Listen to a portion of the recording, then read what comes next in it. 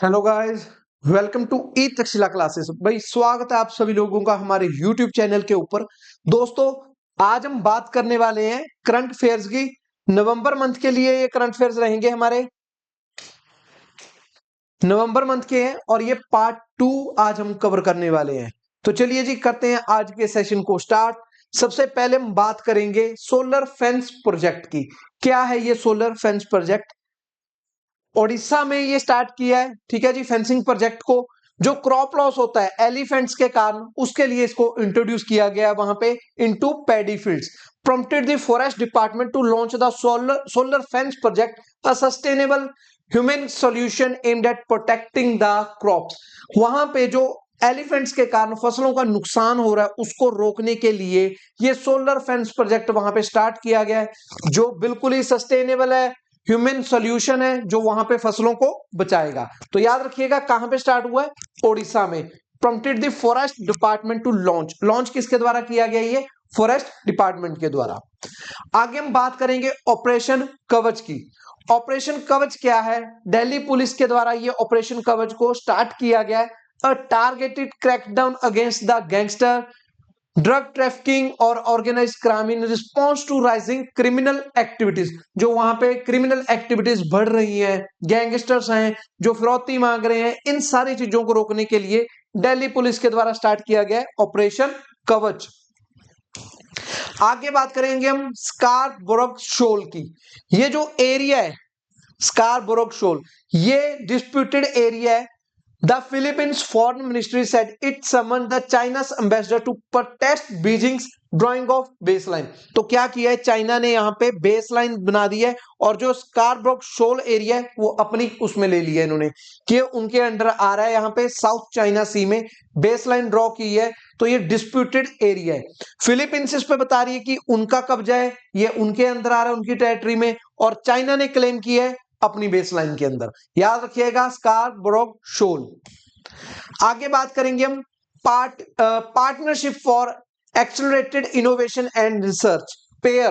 क्या है ये पेयर?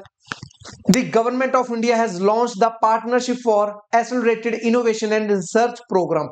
गवर्नमेंट ऑफ इंडिया के द्वारा ये प्रोग्राम स्टार्ट किया है to strengthen the research and innovation capability of universities. Universities की रिसर्च और इनोवेशन कैपेबिलिटीज को और स्ट्रेंथन करने के लिए यह प्रोग्राम लॉन्च किया गया। मिनिस्ट्री कौन सी है? Department of science and technologies, DST. यहां पे रिसर्च कैपेबिलिटीज को क्या किया जाएगा? बूस्ट करने के लिए यूनिवर्सिटी के साथ यह प्रोग्राम लॉन्च किया गया है। आगे बात करेंगे हम सोलोमन आइलैंड की। Scientist have uncovered the largest coral colony on the earth in the Solomon islands.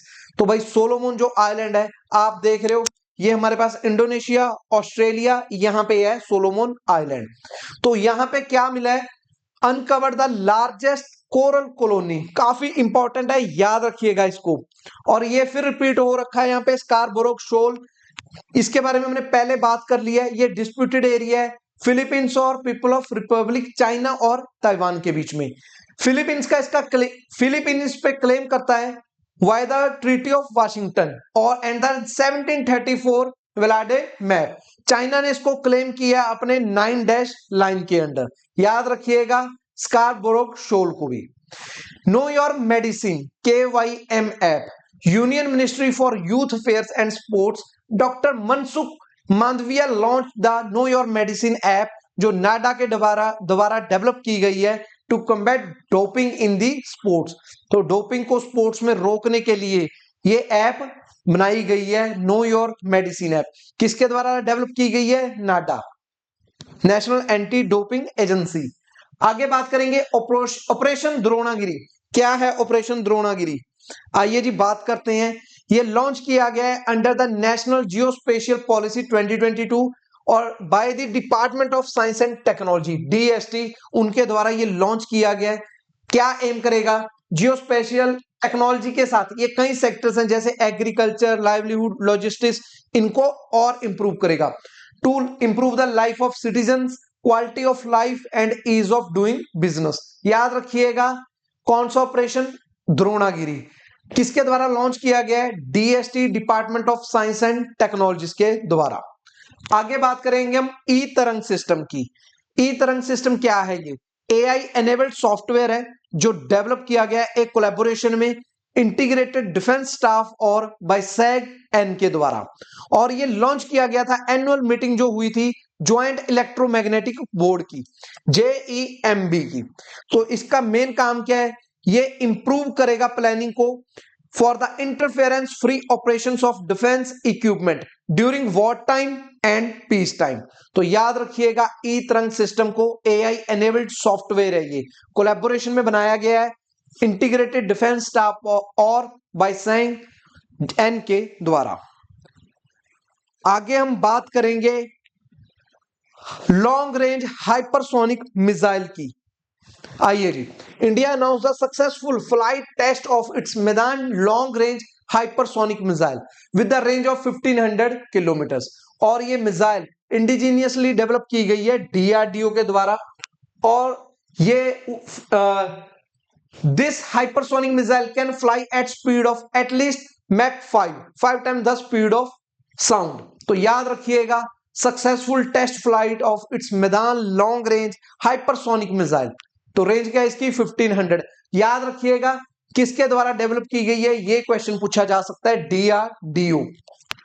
आगे बात करेंगे हम world intellectual property index property indicators. Report publish की गई है WIPO के द्वारा, और यहां पे इंडिया का रैंक जो वर्ल्ड इंटेलेक्चुअल प्रॉपर्टी इंडिकेटर में है वो 6th है ग्लोबली। अगर मैं बात करूं in terms of patent applications with 64,480 patent filings in 2023। तो याद रखिएगा यहां पे world intellectual property indicator report है जो, उसमें इंडिया का रैंक क्या है? 6th है यहां पे। आगे बात करेंगे जनजातीय गौरव दिवस के टाइम पे, ऑन द ओकेजन ऑफ जनजातीय गौरव दिवस डिपार्टमेंट ऑफ पोस्ट उनके द्वारा पोस्ट स्टैंप यहां पे क्या की गई है? बनाई गई है ऑन सिकल सेल इरेडिकेशन 2047। तो Indian post department of post के द्वारा रिलीज की गई है stamp on sickle cell eradication on the occasion of जनजातीय गौरव दिवस। बात करेंगे आगे, prime minister Narendra Modi conferred with the national award.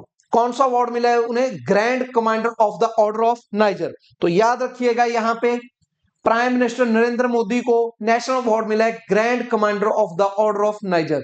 कहां पे मिला ये? किस चीज के लिए मिला है? For fostering India and Nigeria ties के लिए। बढ़ते हैं नेक्स्ट की तरफ। आगे बात करेंगे डेनमार्क्स विक्टोरिया क्जारथेल्विंग मिस यूनिवर्स 2024 बनी है ये, और ये पहली कंटेस्टेंट थी डेनमार्क से जिन्होंने इस ऑनर को अचीव किया है। 21 साल इनकी उम्र है, उम्र से हमें कोई लेना देना नहीं, बस याद क्या रखना है? डेनमार्क की विक्टोरिया क्जारथेल्विग जो मिस यूनिवर्स बनी है 2024। और ये क्या है? एनिमल राइट एक्टिविस्ट हैं ये। 120 कंटेस्टेंट को इन्होंने हराया है। बात करेंगे इंडिया की जो रिया सिंघा थी, रिया सिंघा, उनको क्या मिला है? वो टॉप 30 कंटेस्टेंट में आए हैं। बस हमने याद क्या रखना है? टॉप पे कौन है? डेनमार्क की विक्टोरिया क्जारथेल्विग। और इंडिया से रिया सिंह थी जो इंडिया को रिप्रेजेंट कर रहे थे, उन्होंने टॉप 30 कंटेस्टेंट की लिस्ट में वो आए हैं। Indonesia inaugurated South East Asia largest floating solar power plant in Purwakarta West Java province. तो इंडोनेशिया ने इनॉग्रेट किया साउथ ईस्ट एशिया का सबसे बड़ा largest floating solar power plant.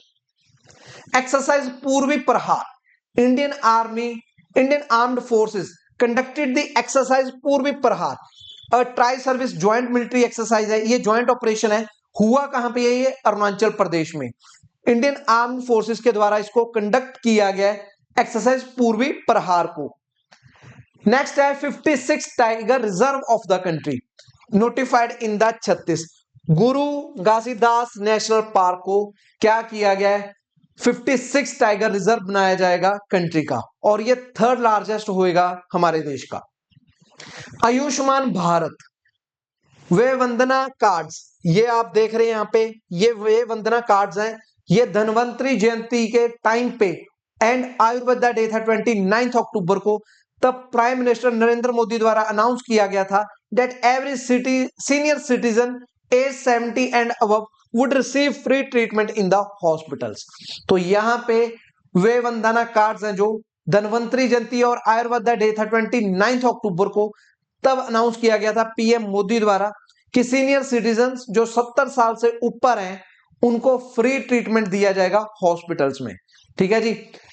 Granting them access to comprehensive health care benefits under the Ayushman Bharat Pradhan Mantri Jan Arogya Yojana. बात करेंगे one day one genome initiate.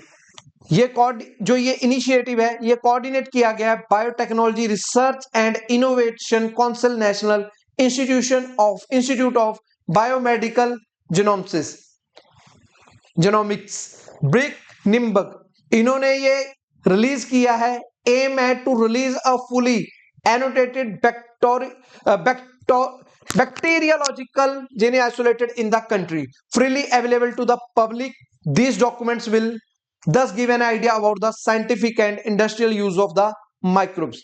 याद रखिएगा ये इनिशिएट है, डिजाइन किया गया इंडिया के यूनिक माइक्रोबियल डाइवर्सिटी को क्या करेगा, हाईलाइट करेगा और उसका रोल क्या है एग्रीकल्चर, इन्वायरमेंट और ह्यूमन लाइफ में। बात करेंगे एक्सरसाइज भारत एनसीएक्स 2024 की, the Bharat national cyber security exercise, a landmark initiative to fortify India cyber security resilience. इसको इनॉग्रेट किया गया है at a high profile ceremony जो ऑर्गेनाइज की गई थी नेशनल सिक्योरिटी काउंसिल सेक्रेटरीट के द्वारा in a collaboration with the Rashtriya Raksha university. तो ये साइबर सिक्योरिटी एक्सरसाइज है। ठीक है जी। यहां पे प्रिपेयर किया जाएगा इंडिया को क्रिटिकल स्टेप में by the cyber security professionals leadership to tackle evolving the threats. तो जो थ्रेट्स हैं साइबर सिक्योरिटी के द्वारा प्रोफेशनल्स के द्वारा उनको टैकल किया जाएगा with advance cyber defence incident response capabilities. तो याद रखिएगा एक्सरसाइज भारत एनसीएक्स 2024 को। Italy India joint strategic action plan 2025-2029।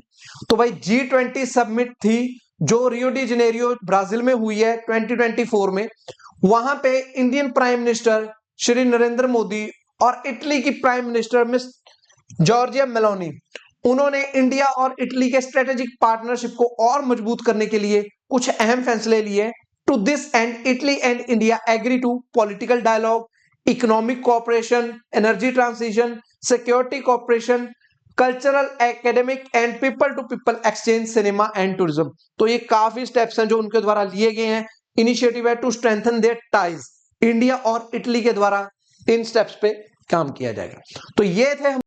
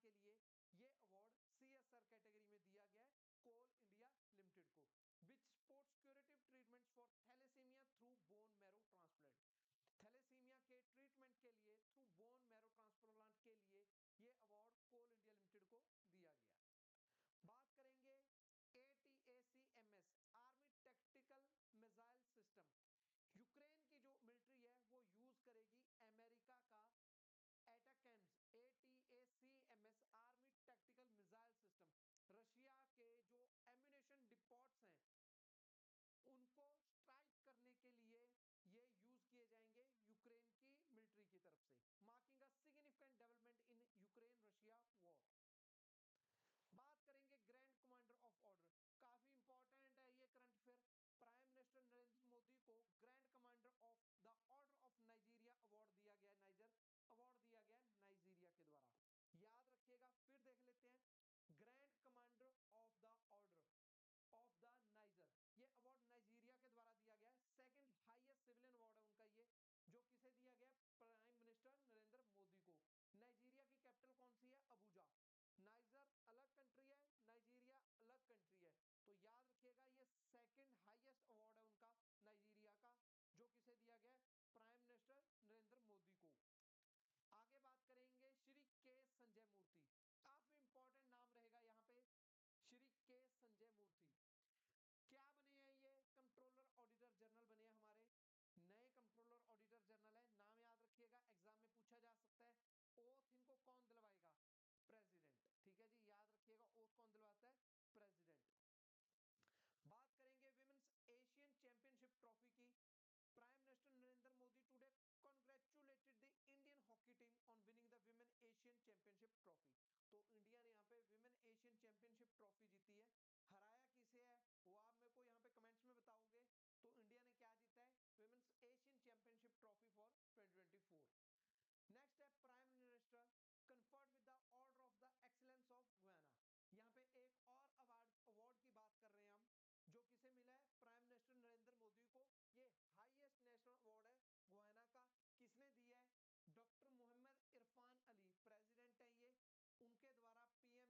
National award है गुयाना का। किसने दिया है? Doctor Mohammad Irfan Ali president है ये, उनके द्वारा पीएम नरेंद्र मोदी को ये highest national award of Guyana दिया गया है, the order of excellence for his visionary statesmanship for championing the rights of developing countries on the global stage. तो ये जो प्राइम मिनिस्टर नरेंद्र मोदी है, ये फोर्थ फॉरेन लीडर हैं जिनको ये हाईएस्ट नेशनल अवार्ड दिया गया है गुयाना का। याद रखना है, इससे पहले मैंने कौन सी बात करी थी? नाइजीरिया का अवार्ड था। यहाँ पे अब हम बात कर रहे हैं ऑर्डर ऑफ एक्सीलेंस, ये गुयाना के द्वारा अवार्ड दिया गया है पीएम नरेंद्र मोदी को। आगे बात करेंगे, फिर अवार्ड की बात है, यहाँ पे डोमिनिका का हाईएस्ट नेशनल अवार्ड है, ये भी किसे मिला है? प्राइम मिनिस्टर नरेंद्र मोदी को। सिल्वेनियन बर्टन, ये प्रेसिडेंट है डोमिनिया के, उन्होंने ये हाईएस्ट नेशनल अवार्ड है जो डोमिनिका का, वो किसे दिया है? Dominica award of honour PM Modi को दिया है। ठीक है जी, उनकी सपोर्ट थी जो डोमिनिका को ड्यूरिंग द कोविड-19 पेंडेमिक, तो इसके लिए ये इंडिया को अवार्ड दिया है, ताकि और जो हमारे रिलेशंस हैं और स्ट्रेंथन हो जाएं, हो सके strengthening India and Dominica relation ties. तो ये अवार्ड किसे दिया गया है? प्राइम मिनिस्टर नरेंद्र मोदी को। आगे हम बात करेंगे 11th Asian defence minister meeting plus. तो ये 11th एशियन डिफेंस मिनिस्टर्स की मीटिंग थी, ये हुई है कहां पे हुई है? ये हुई है लाओस में। 21 नवंबर को ये मीटिंग हुई है, और यहाँ पे मीटिंग का ऑब्जेक्टिव क्या था? To strengthen defence and security cooperation in the region for stability peace and development. तो ये यहाँ पे मेन जो एम था, मीटिंग का ऑब्जेक्टिव था, तो स्ट्रेंथ करना था डिफेंस सिक्योरिटीज को और कॉपरेशन को। याद रखिएगा, इंडिया की तरफ से कौन गए थे? श्री राजनाथ सिंह, डिफेंस मिनिस्टर है हमारे। तो 11th डिफेंस जो मिनिस्टर मीटिंग थी वो कहाँ पे हुई है? लाओस में हुई है। और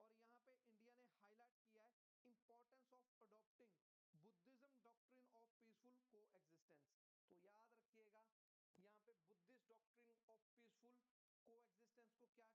तो याद रखिएगा, यहाँ पे बुद्धिस्ट डॉक्ट्रिन ऑफ पीसफुल को एग्जिस्टेंस को क्या किया? प्रमोट किया इंडिया ने कि उनको अडॉप्ट करना चाहिए। ये थी 11th Asian defence minister meeting, जो कहाँ पे हुई है? लाओस में हुई है। वर्ल्ड फिशरीज डे, इस साल फिशरीज डे की जो थीम थी वो थी India blue transformation, strengthening small scale and sustainable fisheries. तो याद रखिएगा, वर्ल्ड फिशरीज डे पे थीम पूछी जा सकती है। थीम हमने देख ली है, India blue transformation, strengthening small scale and sustainable fisheries. Centre ने यहाँ पे लॉन्च किया transformative initiatives in the fishing sector including the marine fishery census and the national plan of action on shark. तो क्या होएगी? सेंसस की जाएगी कि कितने लोग इस फिशरिंग इसमें एंगेज हैं, कितनी फैमिलीज एंगेज हैं, कितनी प्रोडक्शन होती है ईयरली, तो ये सारी सेंसस यहाँ पे कंडक्ट की जाएगी। ठीक है जी, डेटा इकट्ठा किया जाएगा। थीम आपने याद रखनी है, थीम थी India blue transformation, strengthening small scale sustainable fisheries. Next है 55th इंटरनेशनल फिल्म फेस्टिवल था, कहां पे हुआ है ये? गोवा में स्टार्ट हुआ है। थीम क्या थी? Young film makers the future is now. तो याद रखिएगा 55th international film festival Goa में स्टार्ट हुआ है, young film makers the future is now ये थीम थी। भूनीर पोर्टल, भूनीर पोर्टल क्या है? ये सेंट्रल ग्राउंड वाटर अथॉरिटी के द्वारा ये पोर्टल को डेवलप किया गया है। मिनिस्ट्री कौन सी के अंडर आएगा? ये मिनिस्ट्री ऑफ जल शक्ति। ये कोलैबोरेशन में मिशन है with the national informatics centre NIC. क्या किया जाएगा? For improved ground water regulation cross the country. और यहाँ पे एम किया गया है कि ट्रांसपेरेंसी को इंश्योर किया जाएगा, एफिशिएंसी लाई जाएगी, sustainability in ground water usage. याद रखिएगा भूनीर पोर्टल किसके द्वारा डेवलप किया गया है, कौन सी मिनिस्ट्री के अंडर आएगा, कोलैबोरेशन में ये मिशन किसके साथ है? नेफ्थ्रोमाइसिन, नेफ्थ्रोमाइसिन क्या है? इंडिया का ये बायोटेक्नोलॉजी सेक्टर का एक ग्राउंड ब्रेकिंग स्टेप है। Union minister doctor Jitendra Singh उन्होंने लॉन्च किया first indigenous antibiotic nafithromycin for resistant infections. New antibiotic offers 10x efficiency with just 3 doses to combat drug resistant phenomena. तो याद रखिएगा इंडिजीनियस एंटीबायोटिक है नेफ्थ्रोमाइसिन for resistant infections.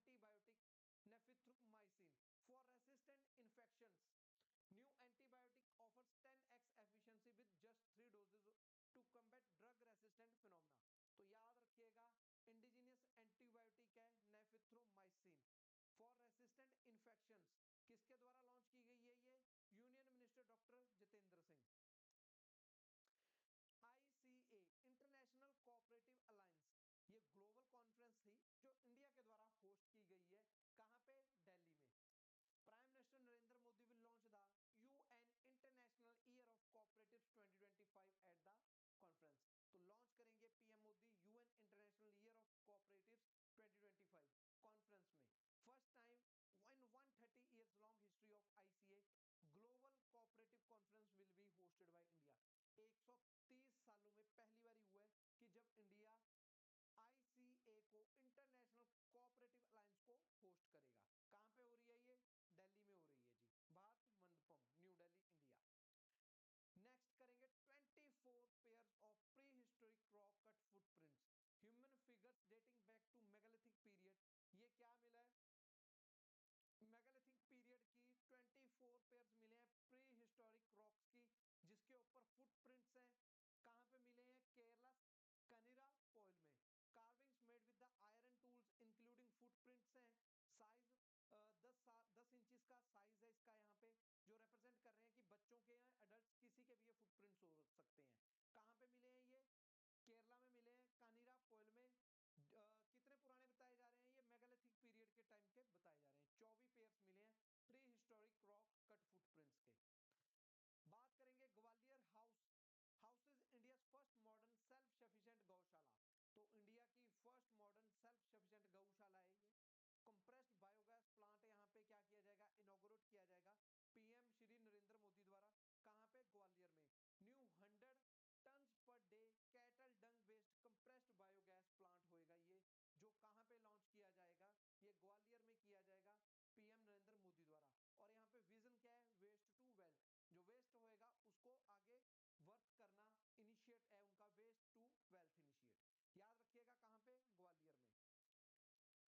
Gwalior में। Global alliance against hunger and poverty, the alliance launched at the G20 summit. जो ये global alliance है hunger और poverty के खिलाफ, वो कहां पे लॉन्च किया गया है? ये G20 समिट थी जो रियो डी जेनेरिया ब्राजील में हुई है, वहां पे इसको लॉन्च किया गया अलायंस को, जो एम है जिसका हंगर एंड पॉवर्टी को ग्लोबली बिल्कुल ही खत्म करना बाय 2030। टारगेट है 2030 तक पॉवर्टी और हंगर को बिल्कुल ही खत्म करना। It focus on cash transfer, school meals, resource mobilisation to support sustainable development goal. Hunger and India, अगर मैं इंडिया की बात करूं, 127 में से इंडिया का ग्लोबल हंगर इंडेक्स है जो वो 105 है, जो इंडिकेट कर रहा है सीरियस लेवल ऑफ हंगर को। Notably India global hunger index score of 27.3 is a cause for concern, especially when compared to its South Asian neighbors like Bangladesh, Nepal. क्योंकि अगर बात की जाए जो हमारे नेबर कंट्रीज हैं, हमारा जो GHI है ग्लोबल हंगर इंडेक्स, उनसे भी हम नीचे हैं। तो ये काफी सीरियस कंसर्न है इंडिया के लिए भी,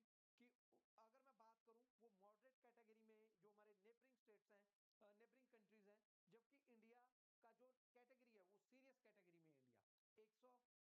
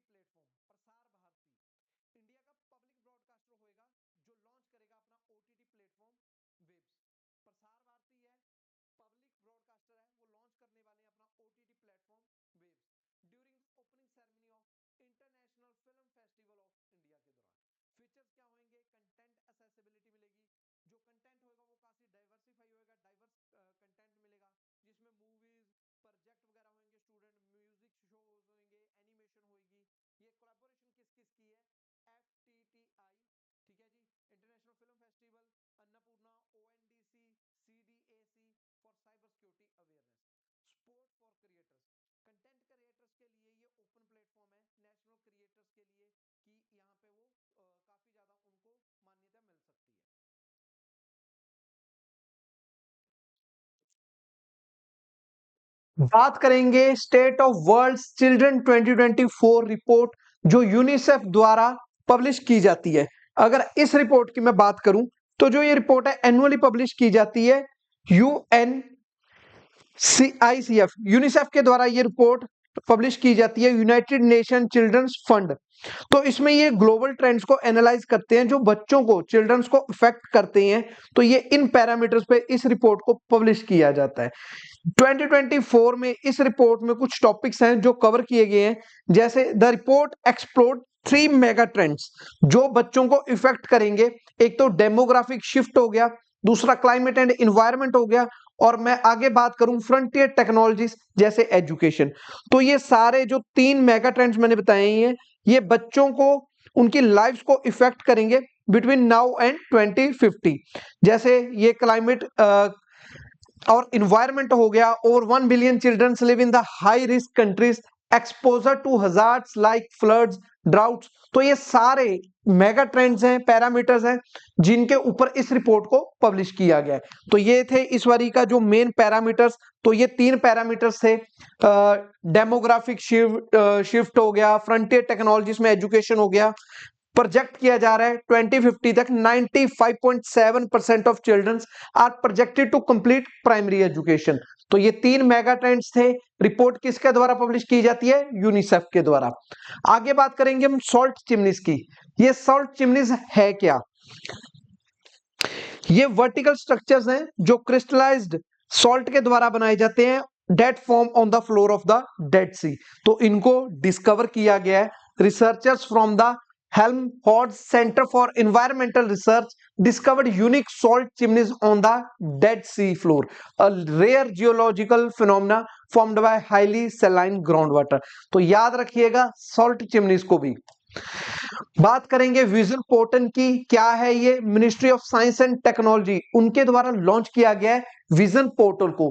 विकसित Bharat initiative for student innovation and outreach network to democratise startup skills and innovations among unprivileged childrens, कि सबको ये मास को इस चीज का फायदा हो सके, एजुकेशन को प्रमोट किया जाएगा, स्किल डेवलपमेंट को, और इनोवेशन है फॉर अनप्रिविलेज्ड चिल्ड्रंस। तो यहाँ पे स्टार्टअप इकोसिस्टम को और जो ये चीज है इसको और ज्यादा बढ़ावा दिया जाएगा ताकि सभी को इसका एक्सेस मिल सके। फीचर्स क्या है यहाँ पे, मेंटरशिप और ट्रेनिंग प्रोग्राम होएगा बच्चों के लिए जो रिमोट एरियाज में रह रहे हैं, और स्टार्टअप अपॉर्चुनिटीज मिलेगी उनको। Ministry of science and technologies के द्वारा ये विजन पोर्टल लॉन्च किया गया है। Honorary army general, chief of army staff of Indian army general Upendra Dwivedi, जो हमारे COS हैं, chief of army staff general Upendra Dwivedi, उनको ऑनरेरी जनरल का रैंक दिया गया है नेपाल आर्मी के द्वारा by president Ramchandra Paudel during a ceremony at Sheetal Niwas Nepal. तो याद रखिएगा, काफी इंपॉर्टेंट है। इंडियन आर्मी को जो CAS है, chief of army staff general Upendra Dwivedi, उनको क्या दिया गया है, ऑनरेरी आर्मी जनरल का रैंक दिया गया है नेपाल की आर्मी के द्वारा।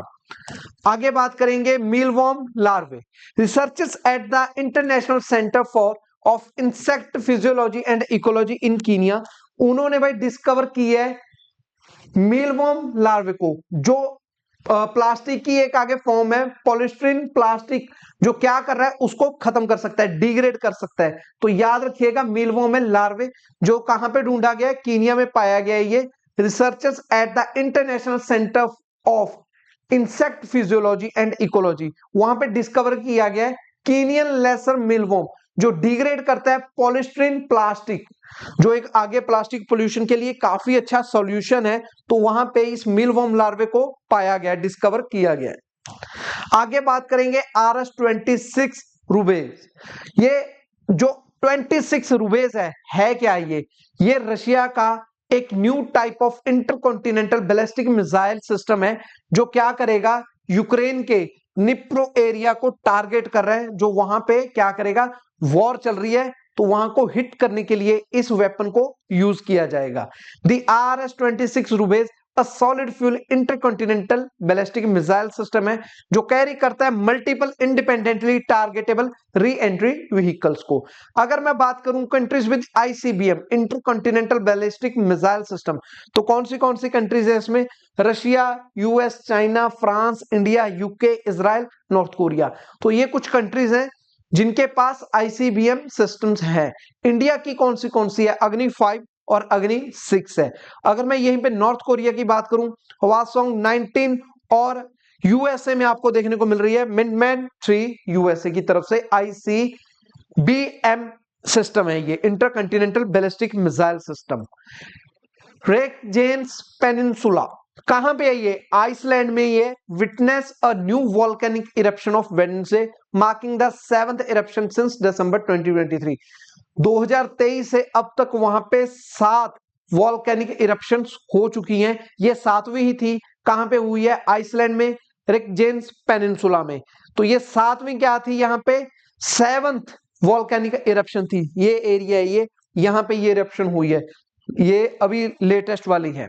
आगे बात करेंगे AI पावर्ड ह्यूमनॉइड है नोवा, ठीक है जी। कहां पे ये क्या किया गया है, एजुकेशन को और रेवोल्यूशनाइज करने के लिए गवर्नमेंट स्कूल है पुनौर केरला में, वहां पे इसको क्या किया गया, इंट्रोड्यूस किया गया है। मल्टीलिंगुअल कैपेबिलिटी के साथ लेंस है ये रोबोट, ठीक है जी, and focus on improving communication skills.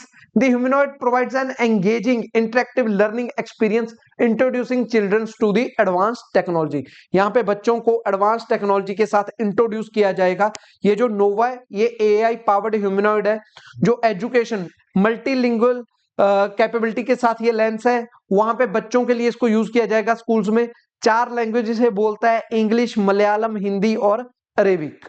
और यहाँ पे चैट GPT-4 का यूज किया गया टेक्नोलॉजी का, जिसके थ्रू वो बच्चों के साथ इंटरेक्ट करेगा। Climate change performance index CCPI 2025, यहाँ पे क्लाइमेट प्रोटेक्शन परफॉर्मेंस है 63 कंट्रीज को, जिनको एनालिसिस किया गया है। साथ में यूरोपियन यूनियन भी इसमें ऐड है। कलेक्टिवली रिस्पॉन्सिबल है for over 90% of global green house gas emission. ये जो 63 कंट्रीज है और यूरोपियन यूनियन है, ये कलेक्टिवली रिस्पॉन्सिबल है 90% of global green house gas emission के लिए। सबसे पहले जो ये क्लाइमेट चेंज परफॉर्मेंस इंडेक्स है, ओरिजिन हुआ था इसका 2005 में, पब्लिश किया जाता है ये index German watch, new climate institute and climate action network के द्वारा। एम क्या है इसका, मॉनिटर करेगा ये और कंपेयर करेगा क्लाइमेट मिटिगेशन को जो एफर्ट्स है और एनहांस करेगा transparency in climate policy globally. तो ये इसका एम रहेगा यहाँ पे क्लाइमेट पॉलिसीज में कितनी ट्रांसपेरेंसी है उसको मॉनिटर करेगा, कंपेयर करेगा क्लाइमेट मिटिगेशन को, कौन से इंडिकेटर्स यहाँ पे यूज किए जाते हैं, GHG emissions, renewable energy, energy use, climate policy. तो यहाँ पे अगर मैं ओवरऑल रैंकिंग की बात करूं, किसी भी कंट्री को ज्यादा हाई रेटिंग नहीं मिली है। डेनमार्क 4th पोजीशन पे है 2025 CCPI में, और यहाँ पे आप मेरे को इंडिया का रैंक बताओगे, क्योंकि टॉप 3 कंट्रीज तो यहाँ पे कोई भी नहीं है, no nation made it in top 3। तो 4th पोजीशन पे कौन सा है? डेनमार्क। बात करेंगे नई चेतना 3.0 पहल बदलाव की। ये 1 महीने का कैंपेन था जो जेंडर बेस्ड वायलेंस के अगेंस्ट चलाया गया था under DAY day NRLM to promote awareness and grass roots action. तो याद रखिएगा नई चेतना पहल बदलाव की जेंडर बेस्ड वायलेंस कैंपेन था जो 1 महीने के लिए चलाया गया था। मिनिस्ट्री ऑफ रूरल डेवलपमेंट के द्वारा इस मिशन को लॉन्च किया गया था। 25 नवंबर से 23 दिसंबर तक ये कैंपेन चलेगा। ये डेट याद आपने नहीं रखनी, स्लोगन याद रखना आपने, एक साथ एक आवाज हिंसा के खिलाफ। याद रखिएगा नई चेतना पहल बदलाव की। कॉन्स्टिट्यूशन म्यूजियम, इंडिया का पहला कॉन्स्टिट्यूशन म्यूजियम इनॉग्रेट किया गया है at OP Jindal global university Sonipat Haryana में to commemorate and celebrate the drafting principles and evolution of the Indian Constitution। याद रखिएगा काफी इंपॉर्टेंट है, इंडिया का पहला कॉन्स्टिट्यूशन म्यूजियम कहां पे इनॉग्रेट हुआ है? OP Jindal global university Haryana में सोनीपत में। National Gopal Ratna award, national Gopal Ratna award है अवार्ड्स हैं department of animal husbandry and dairying के द्वारा डिक्लेयर किए गए हैं। यहाँ पे विनर्स जो होंगे नेशनल गोपाल रत्न अवार्ड्स के, ये one of the highest national award है in the field of livestock and dairy sector. तो ये 2024 के लिए इसके लिए जो विनर्स है उनको डिक्लेयर किया गया है नेशनल गोपाल रत्न अवार्ड्स में। कंट्री का हाईएस्ट नेशनल अवार्ड्स है in the field of livestock and dairy for the year 2021, one of the highest national awards. बात करेंगे one nation one subscription, union cabinet के द्वारा अप्रूव कर दिया गया one nation one subscription scheme को to provide universal access to international scholarly research articles and journals. तो आपको एक ही सब्सक्रिप्शन में एक ही प्लेटफॉर्म पे सारे के सारे आर्टिकल्स और जर्नल्स यहाँ पे प्रोवाइड करवाए जाएंगे। ये इनिशिएटिव है विजन ऑफ आत्मनिर्भर भारत एंड विकसित Bharat eight 2020 and 2047।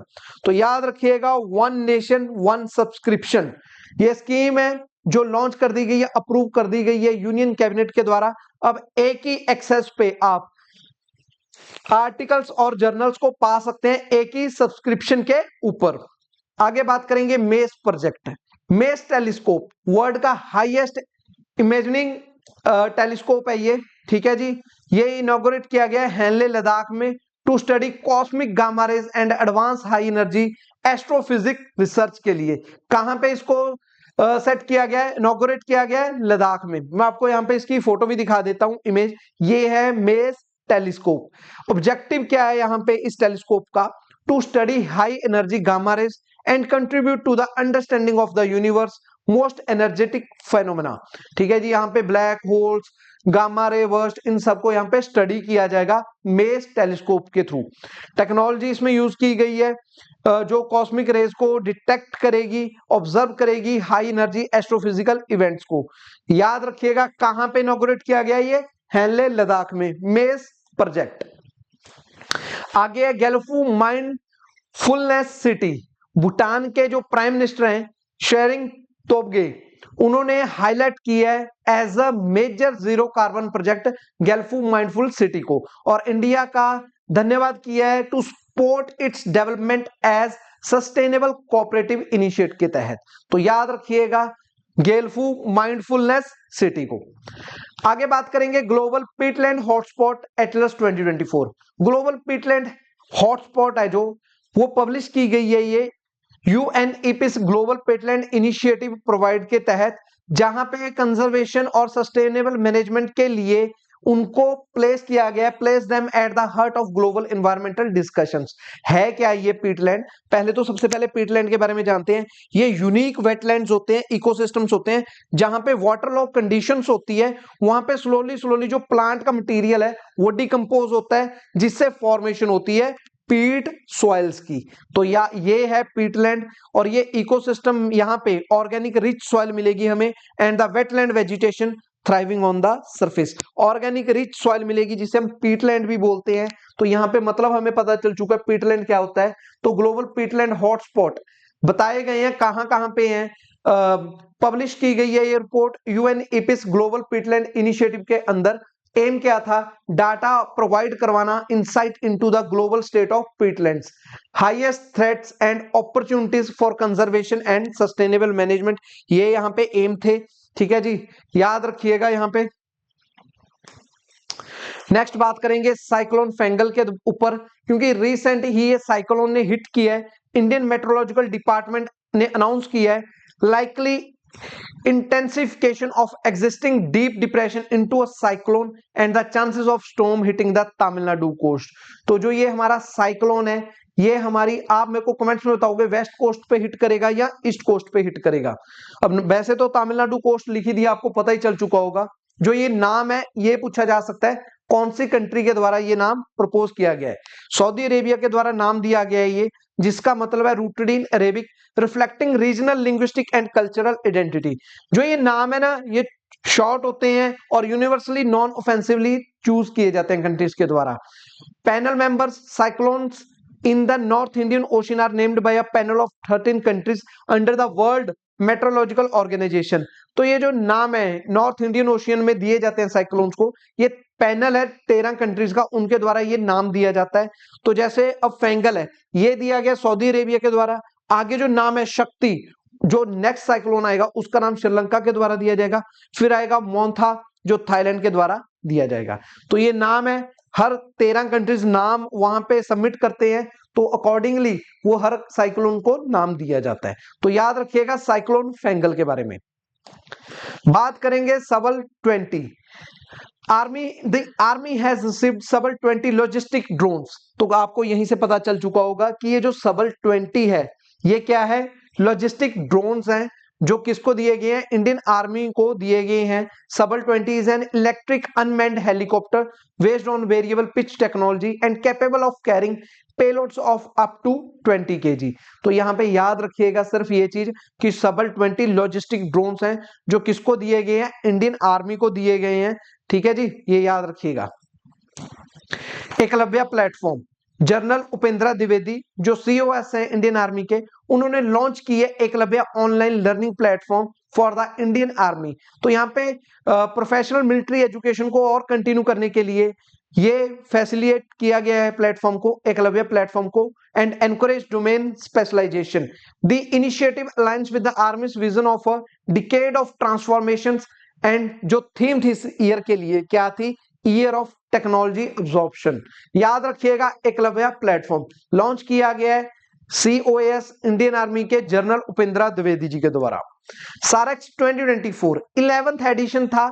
Indian coast guard national maritime search and rescue exercise थी सैरेक्स, जो कहां पे हुई है? कोची, केरला में हुई है।